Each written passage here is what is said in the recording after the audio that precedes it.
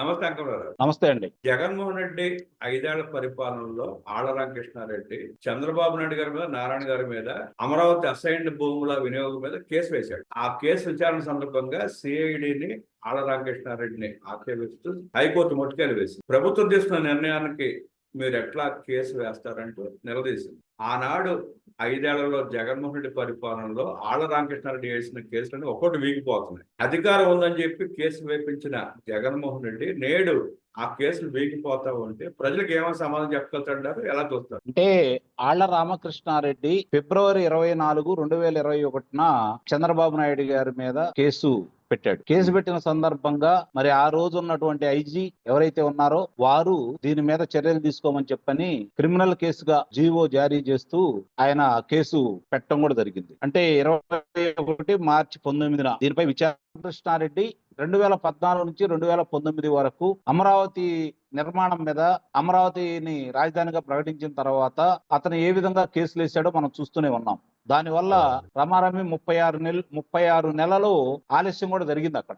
సరే, అదేదో సరి చేసుకున్నారు, ఆయన పెట్టిన దాన్ని కొట్టేశారు, నిర్మాణ పనులు ప్రారంభమైనవి. తర్వాత దురదృష్టవశాత్తు ఆంధ్రప్రదేశ్ యొక్క దురదృష్టం కొద్దీ జగన్మోహన్ రెడ్డి గెలిచాడు, తెలుగుదేశం పార్టీ ఓడిపోయింది. ఓడిపోయిన తర్వాత వాళ్ళు రాష్ట్ర అభివృద్ధి గురించి ఏ కోశాన ఆలోచించకుండా, రాష్ట్ర ప్రయోజనాల గురించి ఆలోచించకుండా, స్వప్రయోజనాలు ఆలోచించుకుంటూ రాజకీయ కక్ష అనే దాన్ని బయటికి తీసుకుని వచ్చేసి వాళ్ళకి ఎవరైతే రాజకీయ నాయకుల మీద వాళ్ళ కక్ష ఉందో వాళ్ళందరినీ కూడా అక్రమంగా, అన్యాయంగా జైలు పాలు చేసింది మనం చూస్తూనే ఉన్నాం. ముఖ్యంగా అచ్చెన్నాయుడు గారిని తీసుకుంటే ఆయనకి ఫైల్స్ కు సంబంధించి శస్త్రచికిత్స జరిగి ఇంకా రక్తస్రావం కూడా కంట్రోల్ కాని సమయంలో కూడా ఆయన్ని కొన్ని వందల కిలోమీటర్లు వాహనంలో తిప్పి మరి ఎన్ని రోజులు కారాగారంలో పెట్టారో మనం చూస్తూనే ఉన్నాం. మరి అయినా సరే మరి ఆయన మీద ఏది కూడా నిరూపించలేక క్లీన్ చిట్ ఇచ్చేసి మా దగ్గర ఎలాంటి ఆధారాలు లేవు అని చెప్పని ఆయన్ని వదిలేశారు. అట్లానే కొల్లు రవీంద్ర గారు కావచ్చు, ధూళిపాడ నరేంద్ర కుమార్ గారు కావచ్చు, దేవినేని ఉమా గారు కావచ్చు, పట్టాభి కావచ్చు, చివరికి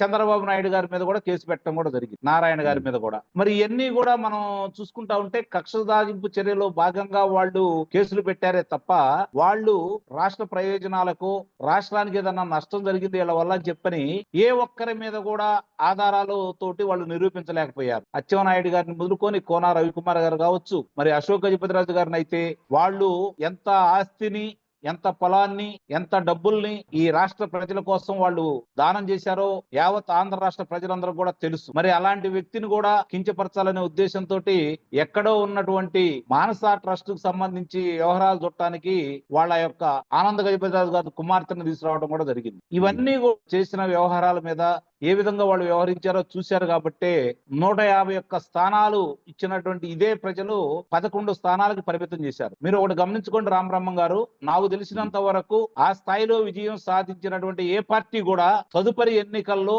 ఇంత నికృష్టమైనటువంటి 11 స్థానాలకు పరిపోయిన చరిత్ర నాకు తెలిసినంత వరకు ఏ పార్టీ కూడా లేదు. కారణం ఏంటంటే ప్రజలు వాళ్ళ మీద పెట్టుకున్నటువంటి నమ్మకాన్ని వమ్ము చేయటమే కాకుండా ప్రజల్ని అపహాస్యం చేశారు, ప్రజల మీద కక్ష తీర్చుకున్నారు. రాజకీయ నాయకుల మీదే కాదు, ప్రజల మీద కూడా కక్ష తీర్చుకున్నారు. అందుకనే ప్రజలు ఇక ఈ పార్టీ అనేది ఆంధ్ర రాష్ట్రంలో మనుగడ సాగించకూడదు, రాజకీయాల్లో ఉండకూడదు అనే ఉద్దేశంతో మామూలుగా అలాంటి గొప్ప తీర్పునైతే ఇచ్చారు. ఇప్పుడు చంద్రబాబు నాయుడు గారి మీద 6 కేసులు పెట్టారు. ఇవే కాదు, మిగిలిన కేసులు కూడా చాలా పెట్టారు. స్కిల్ డెవలప్మెంట్ అంటే 2,13,000 మందికి అందుట్లో తర్ఫీదు ఇస్తే 70,000 మంది పైన 50,000 నుంచి లక్షల్లో జీతాలు తీసుకునే మంచి సంస్థల్లో పనిచేసే అవకాశం 70,000 మంది పైకి వచ్చింది. అంటే దానివల్ల ఎంతో లబ్ధి పొందారు. పక్కన ఉన్నటువంటి అంటే మన దేశంలో ఉన్నటువంటి గుజరాత్ ప్రభుత్వం కంటే కూడా 5% తక్కువ పెట్టుబడి ఆంధ్రప్రదేశ్ వాళ్ళు ప్రభుత్వం తరఫున పెట్టి ఆ స్కిల్ డెవలప్మెంట్ అనే దాన్ని, యువతలో నైపుణ్యాన్ని బయటకు తీసుకొచ్చే విధంగా వాళ్ళు అన్ని సెంటర్లు ఏర్పాటు చేస్తే దాని మీద కూడా బురద జల్లుతూ దాంట్లో ఏదో నష్టం చేకూరింది అని చెప్పని, చంద్రబాబు నాయుడు గారికి లబ్ధి చేకూరింది అని చెప్పని 300 కోట్ల నుంచి చివరికి 23 కోట్ల రూపాయలకు దిగజారిపోయారు వాళ్ళు. ఆ తర్వాత చూసుకుంటా ఉంటే ఉచిత ఇసుక ఇచ్చినందువల్ల రాష్ట్రానికి నష్టం చేకూరింది అని చెప్పని వాళ్ళు మాట్లాడటం కూడా జరిగింది. అలాగే మద్యానికి సంబంధించింది కావచ్చు, అలాగే ఔటర్ రింగ్ రోడ్డుకు సంబంధించింది కావచ్చు, అసలు అది ఏర్పడలేదు, దాని భూసేకరణ కూడా జరగలేదు, ఎలాంటి కార్యక్రమాలు కూడా చేపట్టలేదు. అయినా సరే వాళ్ళు కేసేస్తే దాన్ని సిఐడి వాళ్ళు నమోదు చేసేసి న్యాయస్థానం ముందు పెడితే న్యాయస్థానం కూడా మరి ఏ విధంగా తీర్పిచ్చిందో మనం చూస్తూనే ఉన్నాం. అవును. ఇవన్నీ అసలు ఎలా సాధ్యం? ఇవి అసలు ఎలా సాధ్యం? ముందు ఎలా చేయగలిగారు? అంటే అధికారం చేతిలో ఉండి వ్యవస్థలను తన గుప్పెట్లో పెట్టుకుంటే ఏ విధంగా చెయ్యొచ్చో ప్రత్యక్ష నిదర్శనం జగన్మోహన్ రెడ్డిది 2019 నుంచి 2024 వరకు ఆంధ్రప్రదేశ్ లో జరిగినటువంటి పరిపాలన రామబ్రహ్మం గారు. కాబట్టి ఈ రోజు న్యాయస్థానం వాళ్ళకి మొట్టికాయలు వేయటమే కాకుండా తీవ్రంగా పరిగణిస్తూ జీవో ఏదన్నా వాళ్ళు విడుదల చేస్తే మీకు కూడా జరిగింది. మరి దానికి ఏది కూడా వాళ్ళ దగ్గర సమాధానాలు లేవు. కాబట్టి చూద్దాం రేపు ఏం జరుగుతుందో, న్యాయస్థానం ఎలాంటి తీర్పిస్తుందో. ఇవన్నీ కొట్టివేస్తారు, అందుట్లో అనుమానం ఏం లేదు. ఈ కొట్టివేసేదానికి రకరకాలుగా చాలా మంది చాలా రకాలుగా మాట్లాడుతున్నారు. చూద్దాం ఏం జరుగుతుంది అనేది. ఒకటి, 5 సంవత్సరాల పరిపాలనకి ప్రజలు ఇచ్చినటువంటి తీర్పును కూడా వాళ్ళు పరిగణలో తీసుకోకుండా ఇంకా వాళ్ళు ఏదో రాష్ట్ర ప్రజలకు మేలు చేశారని, రాష్ట్రానికి బాగు చేశామని చెప్పిన వాళ్ళు ఇంకా గప్పాలు చెప్తానే ఉన్నారు. ఒకటి గమనించుకోవాలి, రాష్ట్రం ఎప్పుడైనా అభివృద్ధి చెందింది అంటే రాష్ట్రంలో మౌలిక వసతులను ఏమాత్రం బాగు చేశారు, రహదారులు ఏ విధంగా ఉన్నాయి, మంచినీరు, సాగునీరు, తాగునీరు సమృద్ధిగా అందజేస్తున్నారా, లా అండ్ ఆర్డర్ అదుపులో ఉందా, రాష్ట్ర ప్రజలకి ఆదాయం చేకూరిందా, దీన్ని మాత్రమే దృష్టిలో పెట్టుకుంటారే తప్ప పరిశ్రమలు ఏ విధంగా వచ్చినాయి, ఉద్యోగ కల్పన ఏ విధంగా జరిగింది, రాష్ట్ర ఆదాయం పెరిగిందా, అప్పులు తీసుకొచ్చే దాన్ని సద్వినియోగం చేస్తున్నారా లేదా అనేది చూస్తారు. మామూలుగా చిన్న ఉదాహరణ చెప్తాను మీకు. ఒక 1 కోటి రూపాయలు అప్పు తీసుకున్నారనుకోండి ప్రభుత్వం, 1 కోటి రూపాయలు అప్పు తీసుకుంటే దాని గురించి 1 రూపాయి కూడా వెచ్చించకుండా, అంటే అభివృద్ధికి వెచ్చించకుండా ఆ 1 కోటి రూపాయలు సంక్షేమ పథకాలకు ఖర్చు పెట్టారనుకోండి, రాష్ట్రం నష్టపోతూనే ఉంటుంది. ఒక 100 కోట్ల రూపాయలు అప్పు తీసుకున్నారనుకోండి, 100 కోట్ల రూపాయల్లో 80 కోట్ల రూపాయలు అభివృద్ధికి పెట్టారనుకోండి, 20 కోట్ల రూపాయలు సంక్షేమ పథకానికి వినియోగించారనుకోండి, నిస్సందేహంగా కూడా ఆ 80 కోట్లే రేపు పొద్దున 800 కోట్ల రూపాయలు అవుతుంది. అభివృద్ధి పథంలో అంటే దాన్ని అభివృద్ధి అంటారు, దానివల్ల ఉద్యోగ కల్పన జరిగిద్ది అంటారు. అంతే తప్ప అప్పు తీసుకురావడమే తప్ప అభివృద్ధి చేయనటువంటి వాళ్ళు ఈ రోజు ఏది వచ్చినా కూడా మేమే తీసుకొచ్చామని చెప్పని గప్పాలు చెప్పుకుంటూ అంటే ఇంకా వాళ్ళు కూడా సునకానందం పొందుతున్నారంటే సుమారుగా 10 లక్షల కోట్ల రూపాయలు అప్పులు తీసుకొచ్చి సంక్షేమానికి 2 లక్షల కోట్ల రూపాయలు ఖర్చు పెట్టి 8 లక్షల కోట్ల రూపాయలు సొంతానికి వాడుకున్నారు, అంటే ఇక్కడ దోచుకున్నారు అక్కడ కూడా. గమనించుకోవాల్సిందంటే, అంటే 10 లక్షల కోట్ల రూపాయలు వాళ్ళు చేసిన అప్పు కాదు. వాళ్ళ అధికారంలోకి వచ్చేసరికి 3,60,000 కోట్ల రూపాయలు రాష్ట్ర అప్పు ఉంది. ఆ తర్వాత వాళ్ళ దగ్గర 8 లక్షల కోట్ల రూపాయలు చిల్లర వాళ్ళు అప్పు తీసుకురావడం కూడా జరిగింది.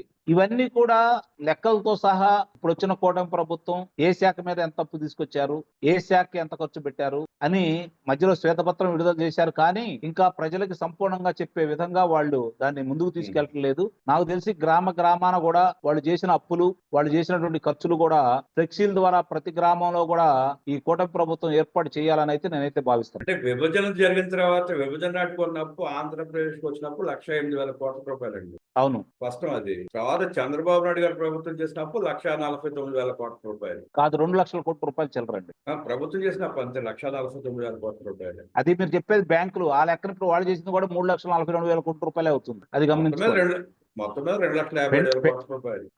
జగన్మోహన్ రెడ్డి చేసింది 7,17,000 కోట్ల రూపాయలు. రెండు కలిపి 9,70,000 కోట్ల రూపాయలు. అవునవును, 6 లక్షల చిల్లర జగన్మోహన్ రెడ్డి చేసింది. 7,17,000 కోట్ల రూపాయలు ఆనాడు చంద్రబాబు నాయుడు గారి ప్రభుత్వం చేస్తుంది. కాకపోతే 7,17,000 కోట్ల రూపాయలు కూడా ఆయన సంక్షేమ కార్యక్రమాలకు ఉపయోగించిందంత 2 లక్షల కోట్ల రూపాయలేగా. మిగతా 5 లక్షల కోట్ల రూపాయలు ఏం చేశాడో తెలియదుగా. లెక్కలు అడగకూడదు, అడిగితే ఊరుకోడు. అతను లెక్కలు అడగకూడదు, ప్రశ్నించకూడదు. జగన్మోహన్ రెడ్డి ప్రభుత్వంలో చంద్రబాబు నాయుడు గారి మీద పెట్టిన అక్రమ కేసుల్లో జగన్మోహన్ రెడ్డికి ఎంత బాధిస్తుందో పెట్టిన అధికారులు కూడా అంతే బాధిస్తుంది. వాళ్ళు కూడా శిక్షార్హులేగా. అది కూడా అడిగింది కదా న్యాయస్థానం ఈ రోజు, ఐజీ ఎవరు వివరాలు తీసుకురండి అని చెప్పి. వాళ్ళ మీద కూడా చర్యలు తీసుకోవాలి కదా కూటమి ప్రభుత్వం. తీసుకుంటుందా? ఆ విధంగా ఏమైనా ముందడుగు చేస్తుందా? తీసుకోవాలి. మీరు నేను న్యాయస్థానాలు నిలదీస్తున్నాయి, ప్రభుత్వం కదా చర్యలు తీసుకోవాల్సింది. హైకోర్టు ప్రభుత్వం చర్యలు తీసుకోమన్నా, హైకోర్టు చర్యలు తీసుకోమని చెప్పిన తర్వాత తీసుకోవాలిగా. కోర్టు ఆజ్ఞను పాటించాలిగా. గతంలో పాటించారా, ఇప్పుడు పాటిస్తారా? గతంలో పాటించారు, ఇప్పుడు పాటిస్తారు. గతంలో ఎక్కడ పాటించారు? పాటించలేదుగా. రాజ్యాంగబద్ధంగా చట్టబద్ధంగా అన్ని చర్యలు తీసుకుంటారు. తీసుకుంటే మనం కూడా సంతోషపడదాం. చూద్దాం. తప్పకుండా ఇంకా 3 సంవత్సరాల పైచిలకు వీళ్ళకి అవకాశం ఉంది కదా. అయినా ఆళ్ళ రామకృష్ణారెడ్డిని మంగళగిరి బాగు చేయమని చెప్పి ఎమ్మెల్యేగా చేస్తే చంకలో ఫైట్ పెట్టుకుని కోర్టు చుట్టూ తిరగటం అదేం పాటు రోగం అండి అతనికి. అదేండి వాళ్ళ అధిష్టానం ఆదేశించింది, అతను సైనికుల్లా చేశాడు. అతని గురించి మీరు అభినందించాలి, అతను చేసిన పోరాటానికి మీరు అభినందించాలి, అంతేగాని విమర్శిస్తారేంటి? అంటే జగన్ రెడ్డి చేసిన అక్రమాలని కప్పుపుచ్చడానికి ఫైల్ పట్టి తిరిగి కాన్స్టిట్యూషన్ వదిలిపెట్టి చంద్రబాబు నాయుడు గారి మీద పెట్టిన అక్రమ కేసుల కోసం అభినందించాలా? అంతే కదా మరి. అందుకే కదా సీట్ ఇవ్వండి. అంటే దీన్ని బట్టి అర్థం చేసుకోవాల్సింది ఏంది? జగన్మోహన్ రెడ్డి చెప్పింది చేస్తే వీరాభిమానంతో జగన్మోహన్ రెడ్డి ఎలాంటి గిఫ్ట్ అంటే సీట్ ఇచ్చి ఒకవేళ పొరపాటు గెలిస్తే ప్రభుత్వం వచ్చి ఉంటే ఏదైనా పదవి వస్తుందని చెప్పి సీట్ ఇవ్వకుండా ఎగ్గొట్టాడంటారా? అవును, 30 సంవత్సరాలు అతనే పరిపాలన చేస్తాడు కాబట్టి ఇలాంటి వాళ్ళందరికీ మళ్ళీ సీట్లు ఇచ్చి గెలిచి అతనికి మంత్రి పదవి ఇవ్వాలా లేకపోతే ఇంకో మంచి పదవి ఇవ్వాలా అనే ఆలోచన రాకూడదు కాబట్టి తప్పించేశాడు. 60 నెలలు అధికారం ఇస్తే ఏం చేయలేని జగన్మోహన్ రెడ్డి 30 ఏళ్ళు అధికారంలో ఉండి ఏం చేద్దాం అనుకున్నాడు సార్? ఇప్పుడు 60 నెలల్లో అతను ఎంత సంపాదించాడు, ఎంతమంది మీద కేసులు పెట్టాడు, ఎన్ని ఆస్తులను స్వాధీనం చేసుకున్నాడు, ఎన్ని భూములు స్వాధీనం చేసుకున్నాడు, ఎన్ని వ్యాపార సంస్థలను బయటకు తరిమేశాడు. మిగిలిన 30 సంవత్సరాలు ఉంటే ఆంధ్ర రాష్ట్రంలో వాళ్ళ మనుషులు తప్ప మిగిలిన వాళ్ళు లేకుండా చేసి ఉండేవాడు. కాబట్టి అతనే సంపూర్ణంగా అధికారంలో ఉండేవాడు. అతని ఏం కూడా అదే కదా, ప్రజలు బాగుపడాలని, రాష్ట్రం అభివృద్ధి చెందాలని, రాష్ట్రం అభివృద్ధి చెందితే ఆ ఫలాలు ప్రజలకు అందాలని ఆయన కోరుకోలేదు కదా. ఏ ఒక్కదైనా సరే తనకి ఫలితం రావాలి, తనకు మాత్రమే లాభం చేకూరాలని కదా అతను ప్రయత్నం చేసింది.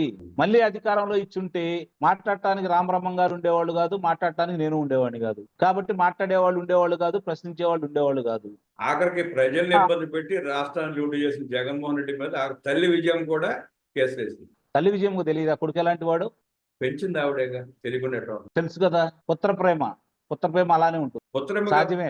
పుత్ర ప్రేమ కంటే కూడా రాజశేఖర రెడ్డి చేసిన దోపిడీలో భాగం అడుగుతున్నా తప్ప నువ్వు చేసిన దోపిడీ నేను బాగా ఆడట్లేదు కదా అని చెప్పి నేను అప్డేట్ కూడా ఫైల్ చేస్తున్నాను. అవును, నిస్సందేహంగా అందుట్లో చాలా తల్లి కూతురు ఇద్దరు చాలా చక్కగా ప్రతిపక్షం కంటే కూటమి ప్రభుత్వం కంటే వాళ్లే బాగా పనిచేస్తున్నారు అనేది నేనైతే భావిస్తాను జగన్మోహన్ రెడ్డి మీద. విమర్శలతోనే నిస్సందేహంగా వాళ్ళు ప్రశ్నించినట్టు ప్రభుత్వం ప్రశ్నించట్లేదు, ప్రభుత్వం ఎండగట్టలేదు కదా. తల్లి కూతురు అలాగే సునీత వాళ్ళ ముగ్గురే నాకు తెలిసినంత వరకు జగన్మోహన్ రెడ్డిని ఏకి పారేస్తున్నారు. అంటే జగన్మోహన్ రెడ్డి చేసిన పనులను విమర్శిస్తా పోతే ప్రభుత్వానికి సమయం దానికే సరిపోతుంది. ఇంకా అభివృద్ధి విమర్శించమని ఇట్లా కాదండి, ఏ శాఖ ఆ శాఖ ఉంటుంది రామబ్రహ్మం గారు, దానికి కూడా కేటాయించుకోవాలి, దానికి కూడా సమర్థవంతంగా వాడు చేసే పెట్టాలి. ఇప్పుడు మీకు చిన్న ఉదాహరణ చెప్తా. నాకు తెలిసిన ఒక అతను వాళ్ళు పుట్టుకతోటి కాంగ్రెస్ పార్టీ కూడా కాదు, రాజశేఖర రెడ్డి ఏదో చేశారని చెప్పిన కాంగ్రెస్ పార్టీకి వాళ్ళు అనుకూలంగా మారారు. ఆ తర్వాత వాళ్ళు సాక్షి దినపత్రిక, సాక్షి ప్రసార మాధ్యమం తప్ప రెండోది చూడరు. ఈ రోజు కూడా వాళ్ళు జగన్మోహన్ రెడ్డి చెప్పిందే నమ్ముతున్నారు. మరి అలాంటి వాళ్ళకి అర్థమయ్యే రీతిలో చెప్పాలంటే ఎవరు చెప్పాలి? వాళ్ళు మంచి మనుషులు, కానీ ఎవరికైనా అపకారం చేసేవాళ్ళ కాదు, వాళ్ళ పని మాత్రమే వాళ్ళు చేసుకుంటారు. కానీ ఇప్పటికీ జగన్మోహన్ రెడ్డి వెంటే వాళ్ళు ఉన్నారు, జగన్మోహన్ రెడ్డి చెప్పిందే నమ్ముతున్నారు. ఎందుకని? ఆ పత్రిక మాత్రమే చదువుతున్నారు కాబట్టి, ఆ ప్రసార మాధ్యమమే చూస్తున్నారు కాబట్టి.